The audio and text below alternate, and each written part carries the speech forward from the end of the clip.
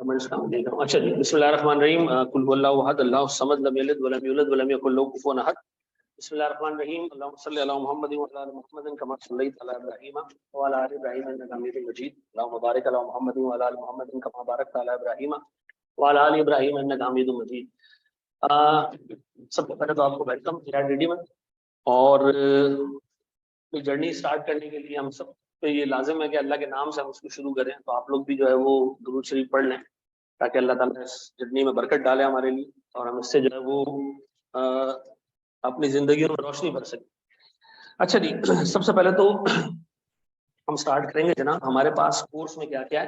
क्या ये presentation basically इसके दो ऑब्जेक्टिव्स हैं। एक तो आपको मैंने बताना है कि हमारे कोर्स में क्या क्या है, तो इसमें आपको ये भी मैंने बताना है कि जी रिसेंट पास के रिजल्ट्स क्या रहे हैं, ठीक है जी, और ये भी आपसे डिस्कस करना है कि जो फेलियर है उसके क्या रीजन है, ठीक है जी। तो ये एक इंतहाई इंपॉर्टेंट किस्म की जो है वो प्रेजेंटेशन, ठीक है जी, और इसके सारे आउटकम्स आज अपने पास आपने लिखने हैं, ठीक है।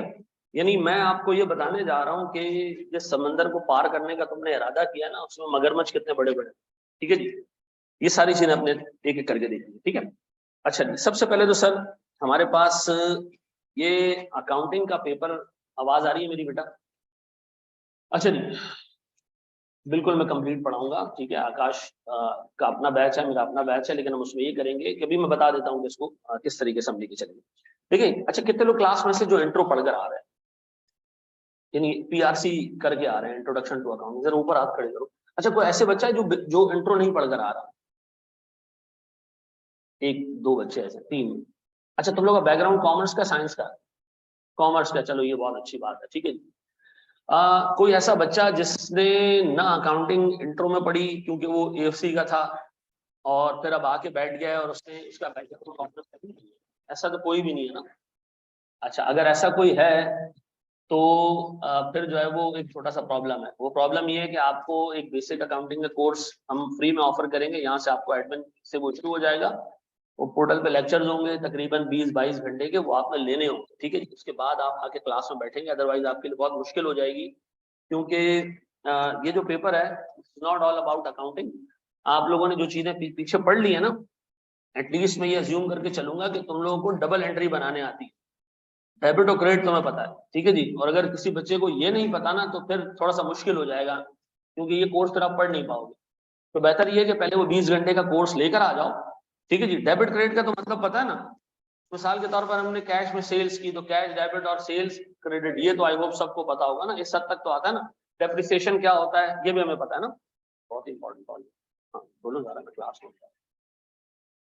हाँ मैं क्लास में हूँ,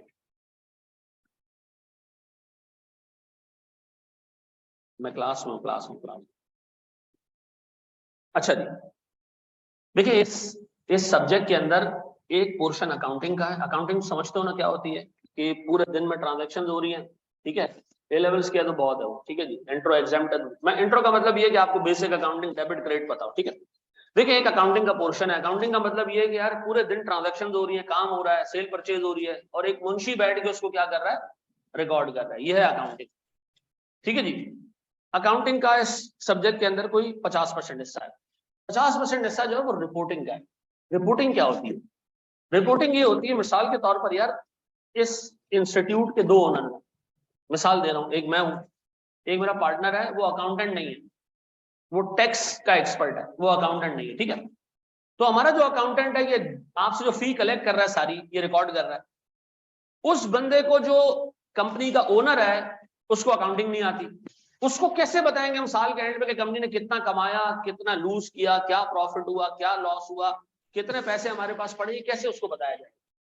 हम अकाउंटिंग के रिजल्ट्स को सिंप्लीफाइड फॉर्म में, आसान भाषा में कन्वर्ट करते हैं और ऐसे बंदे को पढ़ने को देते हैं जो अकाउंटेंट नहीं होता, ताकि वो समझ सके। इसको क्या कहते हैं? रिपोर्टिंग कहते हैं, ठीक है जी। तो आपको अकाउंटिंग भी सीखनी है इधर और रिपोर्टिंग भी सीखनी है। यहाँ पेपर का नाम है फाइनेंशियल अकाउंटिंग एंड रिपोर्टिंग 1, ठीक है जी। तो रिपोर्टिंग इसके अंदर सबसे लाजमी आंसर, ठीक है। आप एवरेज क्वेश्चन उठा ले पास पेपर्स के, तो आपको हर दूसरे सवाल में वो कहेगा इसके एक्सट्रैक्ट्स बना के दो, रिपोर्ट कैसे करना है वो बताओ। तो आपने अकाउंटिंग तो सीखनी है, लेकिन साथ में क्या सीखना है सर? आपने रिपोर्टिंग भी सीखनी है, ठीक है जी। तो रिपोर्टिंग का एक बड़ा कंटेंट है इसका। फिर ये मैंने बड़े जो है वो डिफिकल्टी लेवल लिखा, मॉडरेट टू डिफिकल्ट, बहुत मतलब कह लें कि रिजर्व रह के लिखा। कुछ लोगों को ये पेपर बहुत मुश्किल लगेगा, कुछ लोगों को ये पेपर कंपैरेटिवली आसान लगेगा कि यार ठीक है जी। लेकिन कुछ जिन लोगों को बहुत मुश्किल लगेगा उनकी एक ही रीजन होगी, और वो क्या है जनाब, उनकी बेसिक अकाउंटिंग वीक होगी। लेकिन मैं आपको इतना बता दूं कि यार 6 महीने का टाइम है ना, बहुत होता है। और पूरे कैफ में सबसे छोटा सिलेबस FAR1 का, पूरे कैफ में सबसे छोटा सिलेबस FAR1 का है। नंबर ऑफ टॉपिक्स इसके बहुत लिमिटेड है, ठीक है जी। लास्ट टाइम 13 टॉपिक है टोटल कोर्स में, 10 एग्जामिनर टेस्ट कर लेता है। कितने? तो अगर मैं आज एक 10 की लिस्ट बना दूं ना कि यार मुझे लगता है अगली अटेम्प्ट में ये 10 टॉपिक टेस्ट होंगे, तो यकीन करें उसमें 70% पेपर लग जाएगा। क्यों? क्योंकि एग्जामिनर ने 3 ही तो टॉपिक छोड़ने, तो वो हर दफा 10 टॉपिक टेस्ट करता है। पेपर में सवाल होते हैं 9, एक सवाल ऐसा होता है जिसमें 2-3 स्टैंडर्ड्स मिला के डाल देता है वो, बाकी हर एक स्टैंडर्ड का एक सवाल होता है। तो टोटल 9, 10, 11 सवाल जो है वो 11 स्टैंडर्ड तो उससे पूछना ही है। तो 13 टॉपिक में से अगर 11 टेस्ट हो रहे हैं, तो अगर कोई आज उल्लू का पठा भी आगे कह दे कि जी मेरे हिसाब से ये टॉपिक आने, तो वही आएंगे। ऐसा है कि नहीं? तो याद रखना, इस पर्टिकुलर सब्जेक्ट में कोई चीज छोड़ के नहीं जा सकते कि ये लास्ट टाइम आ गया तो इस दफा नहीं आएगा। तो पता करो तो पिछले 13 अटेम्प्ट से वो टॉपिक टेस्ट हो रहा होगा। क्यों? क्योंकि कोर्स छोटा है, एग्जामिनर के पास मतलब स्कोप नहीं है एक टॉपिक को छोड़ने का, वो लाजमी टेस्ट करेगा। अच्छा, जो बाकी 2-3 टॉपिक रह जाते हैं वो कहाँ टेस्ट होते हैं पता है? वो MCQs में टेस्ट हो जाते हैं, ठीक है जी। इस पेपर का स्ट्रक्चर ये कि इस पेपर में 5 छोटे क्वेश्चन है, एक MCQs का क्वेश्चन है और 3 बड़े क्वेश्चन है, ठीक है जी। तो 5 और 3 8 और एक MCQs का 9 क्वेश्चन हो जाता है, ठीक है जी। तो एक चीज भी पेपर में ऐसी नहीं होगी जो जिसपे सवाल ना आए, ठीक है जी। आप लास्ट 5-6 अटेम्प्ट्स के पेपर उठा के देख लें और सिलेबस सामने रखें, you will never come across a single topic जिसके ऊपर सवाल ना आया, ठीक है जी। सर हमारे रिजल्ट्स क्या आ रहे हैं ये जानना बहुत जरूरी है सर। अच्छा, रिजल्ट्स हैं थोड़े से ऐसे, ठीक है जी। इस पर जरा सा मैं बहस करूंगा सर। देखें, हमारे पास ना एक एरा है यहां से लेके यहां तक, और एक एरा है सर यहां से लेके यहां तक। देखें, ये ऊपर वाला एरा है, इसमें कोर्स कुछ और था, नीचे वाले टाइम में कोर्स कुछ और है, ठीक है जी। ऊपर वाले टाइम पे ये FAR1 था और FAR1 में सिर्फ अकाउंटिंग थी, रिपोर्टिंग नहीं थी। 2020 के बाद सिलेबस चेंज हुआ है, सिलेबस आसान हो गया। मैं कहता हूँ आसान होने का मतलब फजूल तरीन टॉपिक निकाल दिया, पार्टनरशिप, ठीक है जी। पार्टनरशिप के साथ साथ वो सिंगल एंट्री, इस तरह के इंतहाई बकवास तरीन टॉपिक जिसमें एग्जामिनर का जो बस आता था वो पूछ लेता था, वो चीज निकाल दी गई है। अब पेपर बड़ा स्टैंडर्ड है, ठीक है जी। लेकिन आप रिजल्ट चेक करो इसके साथ, 51%, 31%, 40%, 25%, 23%, ये 2 रिजल्ट है ना, इनको आप बेंचमार्क बना लो। इसका मतलब है 1/4 बच्चा पास होता है और 75% बच्चा इस पेपर में फेल हो जाता है, ठीक है जी। 75% बच्चा इस पेपर में फेल हो जाता है, ठीक है जी। ऐसा क्यों सर? ऐसा क्या है कि 25% बच्चा पास हो रहा है, सिलेबस भी छोटा है, मतलब अपेरेंटली आप कह रहे हैं कि मुश्किल भी नहीं है, अब कंपैरेटिवली आसान है, तो ऐसा क्या रीजन? सर 2 अटेम्प्ट जो गुजरी है ना, उसमें अच्छा खासा बच्चा ऐसा बैठा था जिसका इंट्रो एग्जाम का है, ठीक है जी। और मैं आपको बता रहा हूँ ये रिजल्ट असल में है 45 और 40%। उन लोगों के जिन्होंने इंट्रो पास किया हुआ था या पीछे से जो है वो इंट्रो पढ़कर आ रहे थे या बैकग्राउंड कॉमर्स का था, ये उनके रिजल्ट। 2523 कैसे हो गया पता है? एक अटेम्प्ट में शायद 12% रिजल्ट ऐसे बच्चों का जो बगैर इंट्रो के इस पेपर में बैठे थे, जिनकी इंट्रोडक्शन टू अकाउंटिंग का पेपर अभी बीच में आपको पता ना, सिलेबस कोर्स चेंज हुआ, स्कीम चेंज हुई, तो बहुत सारे लोगों ने इंट्रो पढ़ी ही नहीं और डायरेक्ट FAR1 में बैठ गए। 88% बच्चे फेल हुए। इसीलिए मैंने आगे सबसे पहला सवाल आपसे क्या पूछा, इंट्रो पढ़ी है नहीं पढ़ी है? इंट्रो पढ़ी है तो आपके चांसेस इस रिजल्ट के मुकाबले में ज्यादा बेहतर है, ठीक है जी। तो सर हमारा रिजल्ट ये है कि अगर 40% भी है, इसका मतलब क्या है? इसका मतलब ये जो 10 बच्चे आगे बैठे हुए हैं इसमें से 4 पास हो। अच्छा सर, और एक और भी चीज मैं आपको बता देता हूँ, इसके अंदर 40% रिजल्ट के अलावा 20% बच्चे ऐसे होते हैं half of the pass number, जो पास होते हैं ना उसके आधे ऐसे होते हैं जो 40 नंबर से ज्यादा पे जाके फेल हो। कितने नंबर से? यानी 6-7 नंबर से, 5 नंबर से, 6 नंबर से फेल हो जाते। इसका मतलब ये है कि सर उन लोगों में एक एफर्ट थोड़ी सी और लगा लेते तो लाइन को क्रॉस कर लेते, लेकिन अनफॉर्चुनेटली वो नहीं जा सके आगे, ये मसला रहा उनके साथ। तो इसका मतलब ये है कि सर थोड़ा सा और अगर एफर्ट मार लें, कोशिश करें कि हम इस 20% में ना आए तो भी अच्छा चांस है। लेकिन मैं आपको फिर बता दूं, बहुत सारा बच्चा जब पीआरसी से पास होके आता है ना, आखिरी 1 महीने में तैयारी करके, उसको लगता है कैफ भी ऐसे ही। आखिरी महीने में पढ़ेंगे आईटीबी की तो किताब भी ऐसी है कि आप वॉशरूम में जाओ, किताब खोल तो बैठ जाओ, तो खत्म होते होते आपकी बुक भी खत्म हो जाती है, ऐसे ही है ना। तो बाहर आओ तो किताब भी फारिग हो चुकी है, ठीक है जी। तो ऐसे पेपर पास करके, वो सीए नहीं था, पीआरसी आपको, यार मेरी आवाज आ रही है ऑनलाइन वालों? खामोश हो गए तुम लोग? अच्छा जी, चलो बैटरी नहीं, चलो। पीआरसी के पेपर ऐसे हैं कि ये पीआरसी का लेवल लाया गया था कि यार एंट्री टेस्ट खत्म कर देते हैं, ठीक है जी, सबको आने दो, पीआरसी का एक लेवल इंट्रोड्यूस कर दो, बच्चे उसी में पढ़ लेंगे, क्यूटी भी उसी में पढ़ लेंगे, इंग्लिश भी पढ़ लेंगे उसके अंदर, ठीक है जी, एंट्री टेस्ट खत्म कर दो। तो ये एंट्री टेस्ट की जगह तुम ये चीजें पढ़कर आ रहे हो, ये सीए नहीं है, सीए अभी शुरू हो रहा है।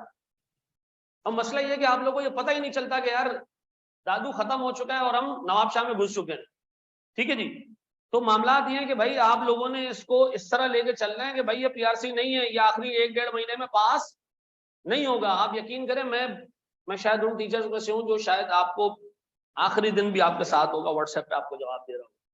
और यकीन करो, ये हमारे सबर का इम्तिहान होता है, एंड पे आके एक बच्चा एक दिन पहले एग्जाम से आपसे पूछता है सर वो रिवैल्यूएशन तो समझा दे। आप कहते हैं हर मनुष्य आदमी 16 क्लासे ली है मैंने उसकी, नहीं वो तो सर वो छोड़ दें, अभी समझा दें। इसका मतलब उस बंदे ने हाथ भी नहीं डाला चीजों में। अल्लाह के वास्ते यार ऐसे नहीं बने। आज मैं आपको बता रहा हूँ ये पीआरसी नहीं है, जितनी तुम लोग ने पीआरसी में मेहनत की ना, तो 4 गुना तुम लोग मेहनत करें, ठीक है जी। अच्छा जी, सर हमारे पास कोर्स में क्या क्या है? अच्छा, मैं ये अप्रिशिएट करूंगा कि आप लिखो अपने पास, ठीक है सर। हमारे पास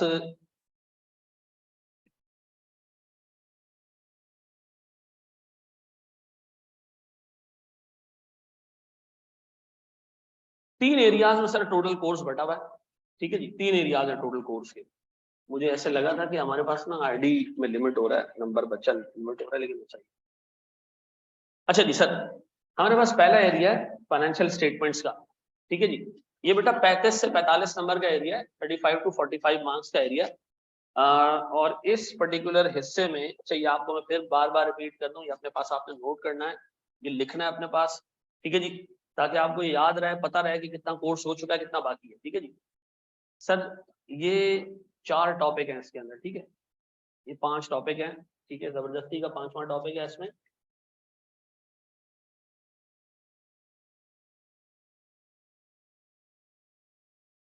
सर हमारे पास statement of changes in equity है, कैश फ्लोज है। फिर हमारे पास सर एरर्स हैं, IS8 यानी करेक्शन ऑफ एरर, ये छोटा सा टॉपिक है। और accounting for non profit organisation, ठीक है जी। अच्छा जरा से इसको लिखते लिखते ना एक चीज और सुनो, इसके आगे लिखा है P2 और T2, ये क्या बसों के नाम है? ठीक है, आई कैप जब एग्जाम लेता है ना तो प्रोफिशिएंसी के लेवल है, यानी सवाल कितना मुश्किल आएगा। P1 अगर किसी टॉपिक के आगे लिखा है ना P1, इसका मतलब पता है क्या है? इंतहाई बेसिक सवाल आएगा, उसके बारे में बेसिक नॉलेज टेस्ट होगी। P2 एडवांस नॉलेज टेस्ट होगी। डिफरेंट चीजों के साथ मिला के सवाल आएगा और ठीक ठाक कॉम्प्लेक्स केस स्टडी होगी। आपका पूरा कोर्स P2 पे बना हुआ है। किस पे बना हुआ है? यानी ना आसान सवाल होगा, ना इंतहाई कॉम्प्लेक्स सीए फाइनल लेवल का क्वेश्चन होगा, ठीक है जी। एक ऐसा सवाल होगा जिसके अंदर एडवांस चीजें होंगी, एप्लीकेशन होगी स्टैंडर्ड की, होगी मुश्किल, ना आसान होगा ना फाइनल जितना मुश्किल होगा। सर मैं आपको प्रिपरेशन कराऊंगा P3, मैं आपको सीए फाइनल के सवाल कराऊंगा इस पर्टिकुलर कोर्स के अंदर, ताकि आपका कैफ का पहला टॉपिक। उसकी वजह यह है कि आई कैप का एग्जामिनर वही फाइनल से सवाल उठाता है, उसकी 2-3 हड्डियां कम करके आपके आगे फेंक देता है, चलो जी करो इसको। तो हम जो है वो उसको उन हड्डियों समेत करेंगे ताकि जब आपके सामने क्वेश्चन आए भी तो आपको मुश्किल ना हो, ऐसा। ठीक है जी। अच्छा T2 क्या है? देखिए टी का मतलब है testing level. T1 maximum 8 number का सवाल आएगा, T2 मैक्सिमम 20 नंबर का सवाल आएगा, T3 मैक्सिमम 25 मार्क्स का सवाल आएगा। 8, 20 और 25। इसका मतलब ये है कि statement of changes in equity कितने मार्क्स के लिए टेस्ट हो सकती है? 20। 10 की भी टेस्ट हो सकती है, 11 की भी हो सकती है, लेकिन मैक्सिमम कितने की? 20 नंबर की टेस्ट होगी। सर एरर्स, ठीक है जी, errors and change in accounting policy T1, इसका मतलब क्या है? मैक्सिमम 8 नंबर आ सकते हैं। Correction of error maximum 8 number आ सकते हैं। सर ये आपको किसने बताया? भाई ICAP की एजुकेशन स्कीम में लिखी हुई चीजें, वहीं से निकाल के आपको दे रहा हूं। ठीक है जी। तो सर ये मैक्सिमम 8, 8 और बाकी 3 टॉपिक 20-20 नंबर के लिए टेस्ट हो सकते हैं। सर लास्ट अटेम्प्ट में से इसमें से क्या चीज टेस्ट हुई और क्या नहीं हुई? इसके अलावा सब टेस्ट हुआ है, इसके अलावा सभी टेस्ट हुआ है। ठीक है जी। ये MCQs में टेस्ट हुआ है, ये प्रॉपर क्वेश्चन है, ये प्रॉपर क्वेश्चन है, ये प्रॉपर क्वेश्चन है। और अगर आपने किसी को छेड़ना है ना, लास्ट टाइम जिसने FAR 1 का पेपर दिया है उसको आप पूछो NPO का सवाल कैसा गया, तो कहेगा मुझे समझ ही नहीं आया कि उसको शुरू कैसे करना है और खत्म कैसे करना है। यहां से आएगा सब। इस पर्टिकुलर एरिया से एवरेज 35 से 40 नंबर एग्जामिनर टेस्ट कर। ठीक है जी। लास्ट अटेम्प्ट में कोई 40 के करीब नंबर इससे टेस्ट हुए, ऑन एवरेज 38, 40, 38, 40, 42 इन 5 टॉपिक से टेस्ट हुए। अब बताओ अगर इस 5 पे आपकी ग्रिप अच्छी है तो पीछे फिर आप 8-10 नंबर के लिए तो खेल रहे हैं। टोटल आपके पास 10 नंबर पीछे रह जाते हैं जिसके लिए आपको खेलना। ये इन्हीं 5 टॉपिक में से आपको क्या मिल जाए? 40 नंबर मिल जाए ऑलमोस्ट, ऐसा।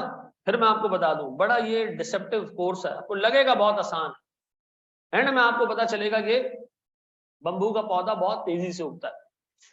पता ना आपको, बड़े माँ के दोस्त। अच्छा जी, लिख लिया, कॉपी कर लिया। ये T2 T1 भी लिख दो साथ में, ठीक है जी। अच्छा जो ICAP की स्कीम है ना, उसमें ये ऐसे नहीं दिया हुआ है, उसमें अल्फाजों में लिख के दिया है, तो तुम्हें ढूंढना पड़ेगा, ये मैंने समराइज कर दिया। अच्छा जी सर, हमारे पास जो कोर्स का सेकंड पार्ट है वो कॉन्सेप्चुअल फ्रेमवर्क एंड रेशियोज, ये 20 से 30 नंबर का है।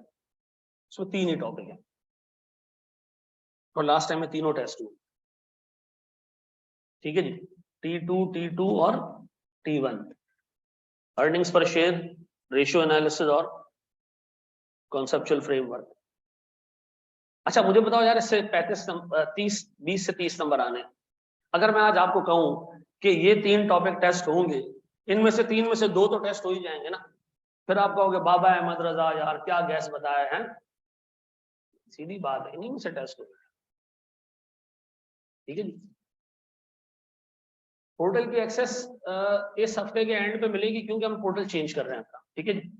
हमारा जो पोर्टल है वो चेंज हो रहा है, ठीक है, उसमें थोड़ा स्ट्रक्चरल चेंजेस हैं, थोड़ा एडवांस उसको हमने उस पर लगाया हुआ, तो पुराना वाला जो पोर्टल है वो बंद हो रहा है। ठीक है, तो वो जो पोर्टल आपको मिलेगा उस पर हमारे लिए काफी आसानी होगी, चीजें अपलोड करना, क्विज वगैरह सिस्टम, एग्जाम सिस्टम सारा हमने उसी में एम्बेड कर दिया। ठीक है। अच्छा जी, लास्ट टाइम इससे क्या आया सर? तीनों चीजें आई। प्रीवियस स्लाइड शो कर दे, 1 मिनट पहले ये लोग लिख लें तो मैं ये पूरा ही आपको दे दूंगा, ये जो इसकी सॉफ्ट कॉपी है ना आपको दे दूंगी। ठीक। अच्छा जी, हो गया, बड़े हम आगे एक स्टेप लिख लिया बेटा, हाँ या ना बोलो। ये कोई क्लासरूम वाली टीचिंग नहीं है कि वो जो छठी जमात में पढ़ते थे। यहाँ आप और मुझ में थोड़ा सा फर्क है, इस प्रोफेशन में मैं आपसे पहले आया हूँ, आप लेट आ रहे हो। ठीक है जी, जब आप क्वालिफाई हो गए तो आपकी और मेरी नॉलेज में भी कोई फर्क नहीं रहा। ठीक है जी, तो मेरे और आपके बीच में सिर्फ एक वक्त का फर्क है। ठीक है, मैं आपसे थोड़ा सा पहले आया हूँ, मैंने क्वालिफाई 2008 में किया है। ठीक है जी, आप शायद 2008 में पैदा हो गए होंगे हैं, 2000 के बाद वाली है ना सारी नस्ल ये, क्या जी? हाँ मैं 2002 में शुरू किया था सीए। ठीक है जी, और 2008 के एंड में खत्म किया। तो 20 साल से कम होना सारे, 18 साल से तो कम नहीं हो ना, कोई है ऐसा बच्चा? अभी एक बच्चे ने जो है वो माशाल्लाह पूरे 22 की एज में पास किया, 22 की एज, वो लगता भी नहीं चार्टर्ड का, छोटा सा बच्चा, लेकिन खैर अब पॉसिबल भी है। Sir accounting for financial transactions, ये 30 से 40 नंबर का छोटे छोटे स्टैंडर्ड है बहुत सारे, ठीक है जी।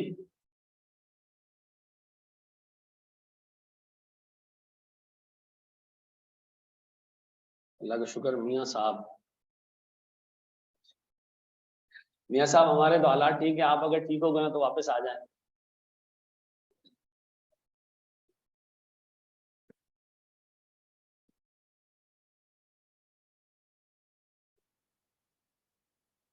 वो डायलॉग चेंज होने वाला है ना कि कुत्ते की दुम कभी सीधी नहीं है, कुत्ते की दुम और मियाँ साहब की बीमारी, ठीक है जी। वेरी गुड यार, चलो जी। आई वुड ठीक है कासिम, मुझसे बेटा कांटेक्ट कर लेना क्लास के बाद, अरेंज कर दूंगा। चले जी, अब इसमें क्या क्या मौजूद है सर? इसमें है भाई ठीक ठाक चीज, तो ठीक ठाक चीजें भाई। अच्छा ये कॉन्सेप्चुअल फ्रेमवर्क दोबारा इधर आ गए, ठीक है, ये गलत आ गया इधर। ये 5 चीजें सर इसके अंदर, property plant and equipment, government grant, borrowing cost, impairment, investment property. Sir इसमें से लास्ट टाइम क्या टेस्ट हुआ है? इम्पेयरमेंट ऑफ एसेट भी टेस्ट हुआ 10 नंबर का, फॉरेन कॉस्ट भी 7-8 नंबर का, गवर्नमेंट ग्रांट 6-7 नंबर का, पीपीबी, ये सारे टेस्ट हुए सर लास्ट टाइम। अब बताओ अगर मैं गेस्ट पेपर बनाऊं और मैं आपको कहूं ये टॉपिक टेस्ट होगा, तो तभी टेस्ट होगा। ये सारे के सारे topic last time test. Sir इनमें मेजॉरिटी जो है ना वो 8-8 नंबर वाले, ठीक है जी। अच्छा ये इम्पेयरमेंट और पीपी मिला के सवाल आया, ठीक है जी। इन्वेस्टमेंट प्रॉपर्टी सब 8-8 नंबर के टेस्ट हुए, पीपी सिर्फ 16 नंबर के टेस्ट, 16 या 18 मार्क्स। अच्छा जी, कर लिया कॉपी?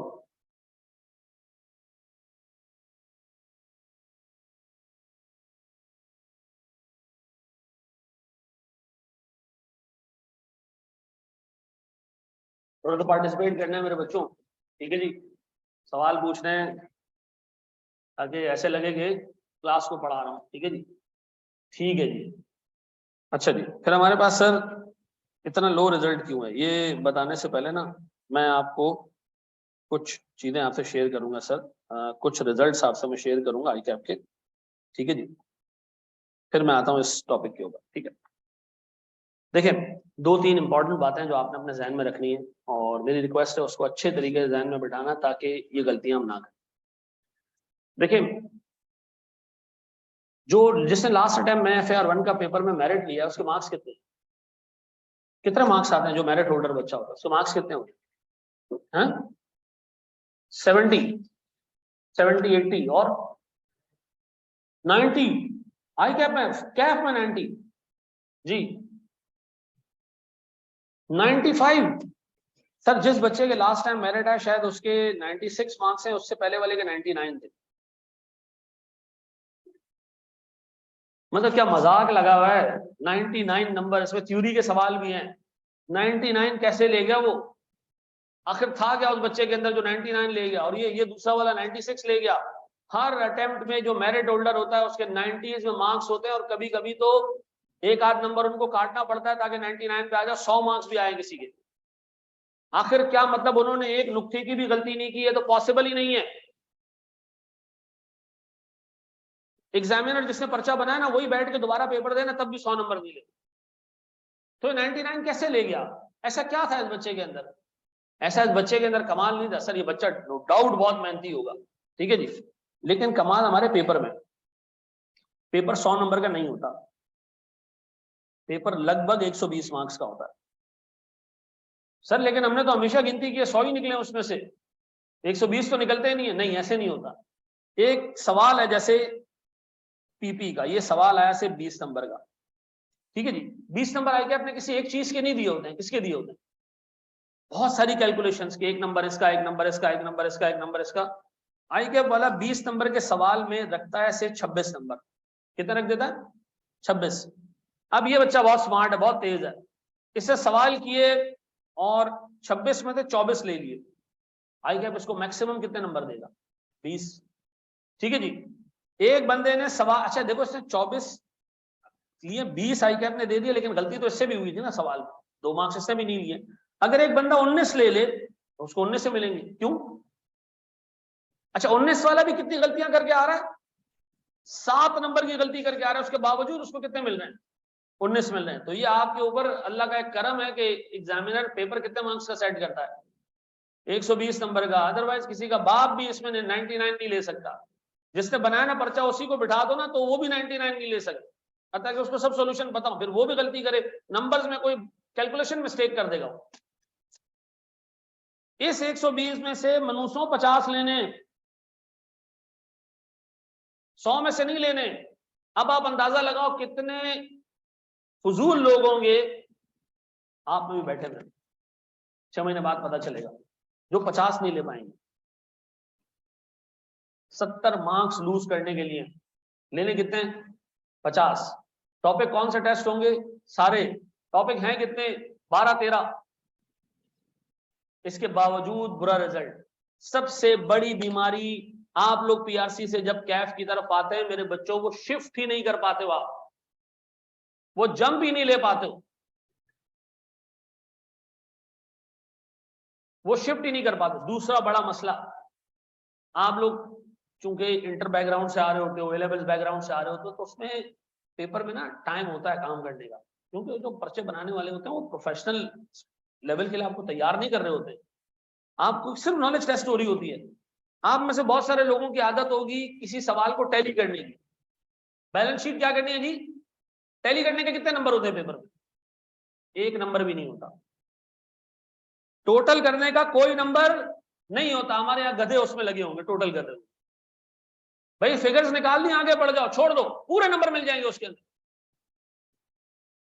एक सवाल है उसके 20 मार्क्स हैं, 100 नंबर का पेपर है अपेरेंटली, ठीक है जी। 180 मिनट हैं काम करने के लिए, 1.8 मिनट पर मार्क आ जाता है।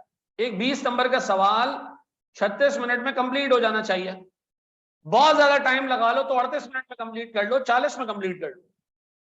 एक एवरेज बच्चा सिंगल एंट्री कैश फ्लो का सवाल उठाएगा, घंटा निकाल देगा उसके अंदर।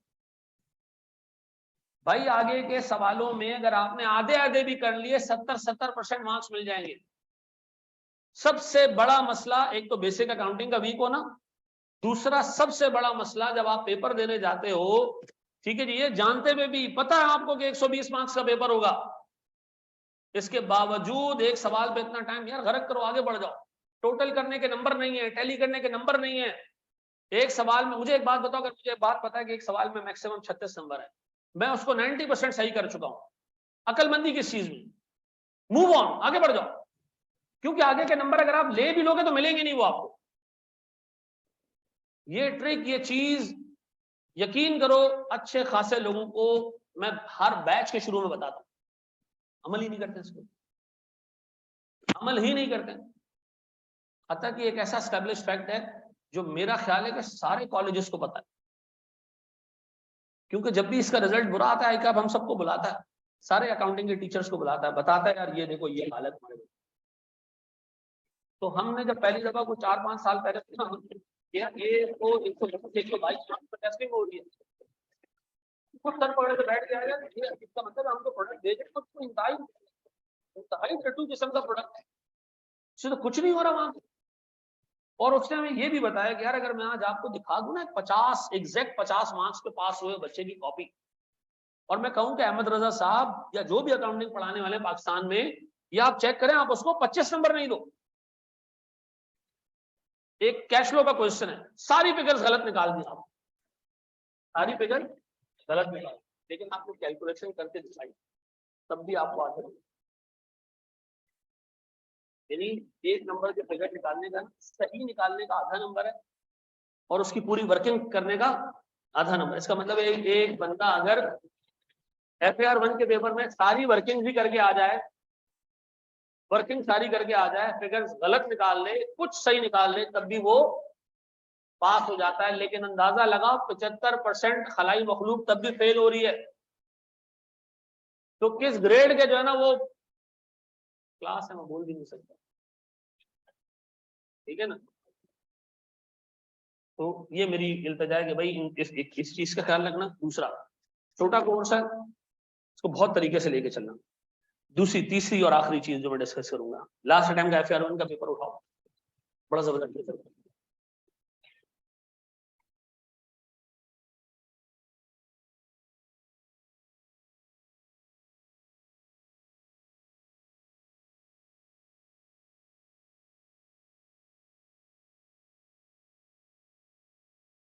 तो पूछता है वो एग्जामिनर कि भाई पेपर अच्छा था, सही था सर, को मसला तो आपको नजर नहीं आया।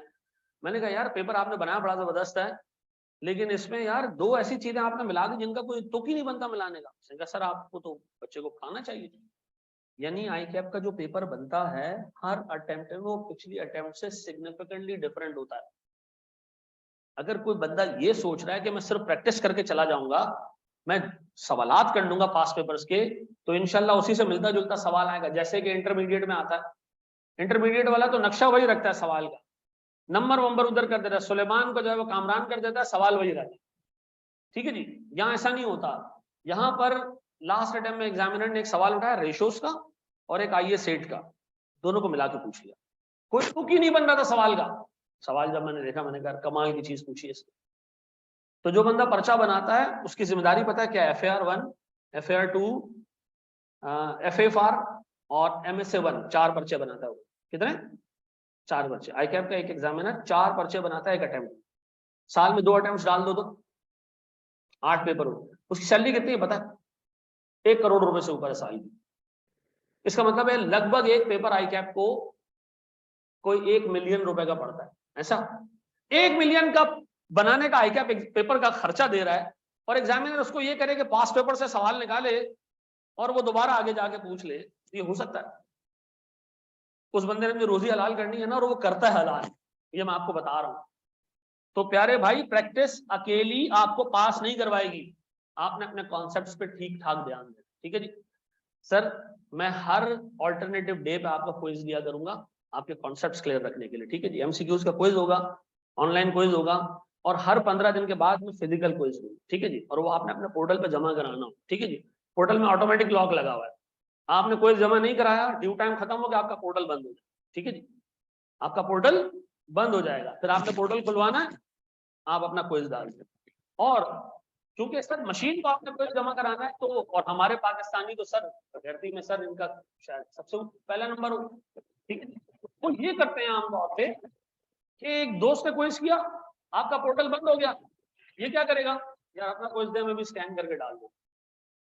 एक ही क्विज कितनी दफा अपलोड हो गया, आपने सॉल्व किया ना, आपका पेपर लिया, स्क्रीनशॉट मारा और डाल दिया। अच्छा, हमारे यहाँ चेक करने वाले 2-3 होते हैं, आपकी कॉपी एक के पास चलेगी, उसकी कॉपी दूसरे के पास चलेगी, चेक भी हो गया, निकल गया मामला। तो बेईमानी करना है तो बेटा फिर इसका कोई इलाज नहीं। मैं एक्सपेक्ट कर रहा हूँ, मैंने आपको बेईमानी करना सिखा भी दी थी। ठीक है जी। मैं एक्सपेक्ट कर रहा हूँ कि यार तुम में इंटेग्रिटी, ठीक है जी, इतनी होगी कि तुम ये काम नहीं करो। एटलीस्ट इतनी डिग्निटी है तुम सब में, इतनी इंटेग्रिटी है कि इस तरह के काम नहीं करोगे, क्विज दोगे सारे। ठीक है। हम शुरू करते हैं सर अल्लाह का नाम लेके अपना पहला टॉपिक। अच्छा सर, कोर्स कैसे चलेगा ये मैं आपको बता देता हूँ सर। देखिए कोर्स ऐसे चलेगा कि ये हम बात जानते हैं कि रमजान भी है, फिर इस बैच में छोटी ईद भी है, इस बैच में बकरा ईद भी है, इस बैच में मुहर्रम हराम भी जो है वो उसके भी 9-10 आशूरा के दिन भी इसी बैच में आएंगे। 12 रबीउल अव्वल तो नहीं आएगा ना, वो अक्टूबर से कितने टाइम बाद होता? 2 महीने बाद, वो नहीं आ पाएगा। ठीक है जी। तो महीने में छोटी ईद आ जाएगी, 2 महीने में बकरा ईद आ जाएगी, और उसके शायद 1 महीने में मुहर्रम, 1 या 2 महीने, 1 महीने में, तो तकरीबन 4 महीनों में सारे इवेंट्स आ जाएंगे। और शायद रबीउल अव्वल आ रहा होगा और आपकी अटेम्प्ट हो चुकी होगी या होने वाली होगी, ऐसे ही कुछ है। तो इसका मतलब है भाई सारे जो रिलीजियस इवेंट्स हैं और बड़े रिलीजियस इवेंट्स हैं वो सारे इसी जो है वो 6 महीने में आने। ठीक है। और हर एक की रिलीजियस रिस्पॉन्सिबिलिटीज होती हैं। रमजान में बहुत सारे लोगों से नहीं पढ़ा जाता। ठीक है जी। बकरा ईद में आपको गाय घुमानी होती है। मुहर्रम हराम एक रिलीजियस बहुत बड़ा इवेंट है। ठीक है जी। उसमें जो है वो लोग बिजी रहते हैं अपने में। तो सर इसका मतलब ये कि हमारे पास टाइम इसमें इतना नहीं है। ठीक है जी।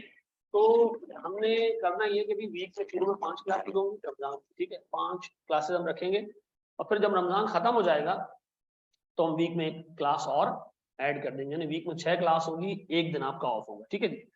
अच्छा, ये जो मैंने आपको कोर्स बताया इसमें से 70% कोर्स का हिस्सा मैं खुद कवर करूंगा, 60 से 70% फिजिकल में पढ़ाऊंगा, ठीक है जी। और मेरे साथ तकरीबन 30 से 40% हिस्सा आकाश शेयर करेगा फिजिकल, ठीक है जी। अच्छा, जो टॉपिक मैं फिजिकल नहीं पढ़ा रहा, अगर कोई बच्चा चाह रहा है कि पूरा कोर्स अहमद रजा से पढ़ना है तो 70% फिजिकल पढ़ लेगा और 30% उसको रिकॉर्डेड मिल जाएंगे, ठीक है जी। और वो बड़े तरीके के रिकॉर्डेड मिलते हैं। जो बंदा चाह रहा है दोनों टीचर से पढ़ ले, जो कि मैं आपको रिकमेंड नहीं करूंगा, क्योंकि आपका कोर्स जल्दी खत्म होगा, ठीक है। हम दोनों से पढ़ोगे तो कोर्स 2 महीने पहले खत्म, ठीक है। मतलब एक टॉपिक मैं लेके चल रहा हूँ, एक आकाश लेके चल, ठीक है। अच्छा, व्हाट इफ सर एक बंदा टोटल आकाश से पढ़ना, तो सर आकाश को 30 से 40% फिजिकल पढ़ाएगा और जो वो नहीं पढ़ाएगा क्या तो क्या मिल जाएंगे उसके रिकॉर्डेड लेक्चर्स में, ठीक है जी। तो आप दोनों में से किसी एक टीचर से भी पढ़ सकते हैं। अच्छा सर, दूसरी चीज ये कि ये सारी चीजें एक ही फीस में आपको मिलेगी, यानी एक बंदा चाह रहा है कि सर मैं दोनों के लेक्चर अपने पास, तो पोर्टल पे दोनों के लेक्चर, ठीक है। आपकी मर्जी, आपने 2 टॉपिक उससे पढ़ना है, 3 यहाँ से पढ़ना है, 2 उधर से पढ़ना है, इधर एक इधर से पढ़ना है, मर्जी आप, ठीक है। आपका अपना इस पे सवाल नहीं है, 2 आप से, ठीक है। ये हमने आपको ऑनलाइन क्लासेस जूम पे लाइव होंगी, बिल्कुल लाइव होंगी, पूरा कोर्स आपको लाइव पढ़ाया है, ठीक है। 70% मैं आपको लाइव पढ़ाऊंगा, 30% वो पोर्शन जो आकाश लाइव पढ़ाएगा उसकी जगह में क्या दे दूंगा, रिकॉर्डेड दे, ठीक है जी। पक्का जी। अब इस पे कोई सवाल है तो पूछ लो, हम पढ़ना शुरू करें। सर क्लासेस में क्लैश तो नहीं आएगा? नहीं, क्लैश नहीं आएगा क्लासेस जी। सर ऑनलाइन पढ़ना चाहिए या रिकॉर्डेड? ये एक अच्छा सवाल है, इसका जवाब आपके अपने ऊपर है। कितने लोग समझते हैं कि उनसे घर में नहीं पढ़ा जाता, फिजिकल आना जरूरी है, तभी तो आए हो तुम। अच्छा, मैं तो कभी जिंदगी में भी फिजिकल क्लास नहीं ले सकता। मैंने अपने कैफ में बड़ी मुश्किल से फिजिकल क्लासेस, वो भी टीचर ने धमकी दी तो मैं बैठ गया, अदरवाइज मुझसे नहीं पढ़ा जाता। मैं खुद पढ़ता हूँ, मैं सीए फाइनल किसी टीचर से नहीं पढ़ा, किताब से पढ़ा है, ठीक है जी। इसलिए शायद आपको आज पढ़ा पा रहा हूँ। मेरा मर्जी आपकी अपनी है, चलाना चाहे फिजिकल है, लेकिन मैं आपको एक ट्रेंड बता देता हूँ। ये भी जो बैठे हुए हो ना, ये 10 दिन में पूरा भर जाएगा और फिर 11वें दिन से ना वहां से वापस आना शुरू होगा। और आते आते आते जब आखिरी क्लास चल रही होती है ना, एक यहाँ कोई लड़की बैठी होगी जो शुरू से जो है वो एंड तक पंक्चुअल रही होगी, ठीक है। 2 लड़के होंगे बस और एक टीचर होगा क्लास में, बाकी सारे लोग किस पे चले जाते हैं, ऑन रिकॉर्डेड पे चले। उसका रीजन ये है कि जब आपको पहली क्लास मिस होती है ना, तब रिकॉर्डेड देख लिया, जब आप रिकॉर्डेड देख लेते हो ना, आपका तो यार ये तो बड़े टाइट चीज है। ये तो टीचर से दूसरी दफा सवाल पूछो उसकी हटती भी नहीं है, बार बार पीछे करो, जवाब भी उसकी हटती नहीं है, वो सुकून से जवाब दे देता है, ठीक है जी। 1.5 की स्पीड पे देखा तो 1 घंटे की क्लास 40 मिनट में खत्म है। ये भी टाइट है यार, और बार बार देख सकते हैं, तो ये आपको एक एडवांटेज होता है। बाकी फिजिकल आना एक नेचर नहीं पढ़ सकते, वो फिजिकल आना, चलो फिजिकल। अच्छा, मैं थोड़ा एक एडिट आपके लिए करूँगा। वो एडिट काम क्या है, इस क्लास की तो रिकॉर्डिंग आपको मिलेगी, ठीक है, लेकिन मैं इस क्लास की फोकस रिकॉर्डिंग आपको दूंगा। फोकस रिकॉर्डिंग समझते हो? नहीं, इसमें मैंने अकेले बैठ के पूरा कोर्स पढ़ाया हुआ है, ठीक है। उससे फायदा ये होगा कि जितनी मैं आपकी क्लास को चीजें कवर कराऊंगा, ये 1.5 घंटे की क्लास, 40 मिनट के लेक्चर में सारी चीजें, ये भी मैं पोर्टल में आपको लगा। तो अगर आपके पास टाइम नहीं है या आप थोड़ा सा तेज हो पढ़ने, अच्छे हो पढ़ने, तो मैं आपको रिकमेंड करूंगा कि इस क्लास की रिकॉर्डिंग नहीं देखना, बल्कि वो रिकॉर्डिंग बहुत फोकस रखें, ठीक है। मैं आपको एक उसकी डमी बता देता हूँ सब किस तरह होती है। इस तरह की क्लास होती है, ठीक है जी। इस तरह की क्लास होती है, उसमें कोई फजूल बात नहीं होती है, 10 पॉइंट पढ़ाई होती है। 20-20 मिनट के जो है उन्होंने लेक्चर रिकॉर्ड किए हुए, 20-20 15-15 मिनट के हर एक टॉपिक उसके अंदर कवर हुआ हुआ है, ठीक है जी। लास्ट टाइम 90% बच्चा इसी पे चला गया था, ठीक है जी। क्योंकि उनके पास उनको पूरा कोर्स 100 घंटे के अंदर कवर हो इस पर्टिकुलर तरीके से। फिजिकल क्लासेस के अंदर तकरीबन डबल टाइम लगता है, 200 घंटे लगता है, ठीक है जी। तो फिजिकल हम आपको देंगे लाइव, इसी क्लास की रिकॉर्डिंग भी देंगे और एक फोकस रिकॉर्डिंग भी देंगे, ठीक है जी। अल्लाह का नाम लेके हम शुरू करते हैं। सर रमजान में घर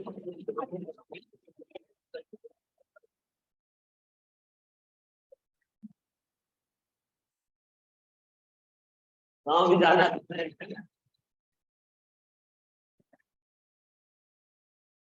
तो